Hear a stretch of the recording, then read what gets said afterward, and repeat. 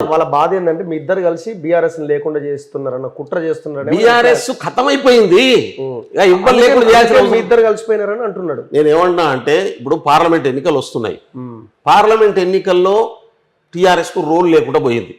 ఎందుకంటే వాళ్ళు 10 సంవత్సరాల్లో మొత్తం, నేను వ్యవసాయం చేసే కుటుంబం నుంచి వచ్చిన, మేము వెనకట మొక్కజొన్న చేనేసేది, అడవి పందులు వచ్చి పంట మీద పడేటి, అది తినుడు ఎక్కువ తొక్కుడు ఎక్కువ, తినుడు తక్కువ తొక్కుడు ఎక్కువ, మొత్తం ఒక్క కంకి కూడా దొరకకుండా చిన్నాభిన్నం చేసిపోయేది. ఇవాళ తెలంగాణ ఆర్థిక పరిస్థితి అట్లా చేసిపోయింది రాష్ట్రాన్ని వీళ్ళు.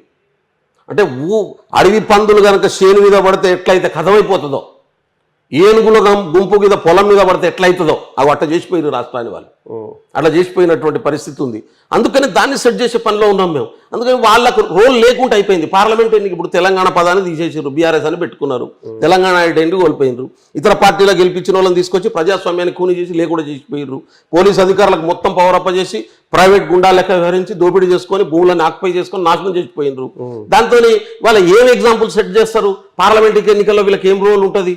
వీళ్ళ రోల్ పార్లమెంట్లో 9-10 సంవత్సరాల నుంచి ఉన్నటువంటి 2 టర్మ్లో గెలిచిన ఒక్క ఎంపీ ఒక్క ఇష్యూను సాధించి తీసుకురాలే.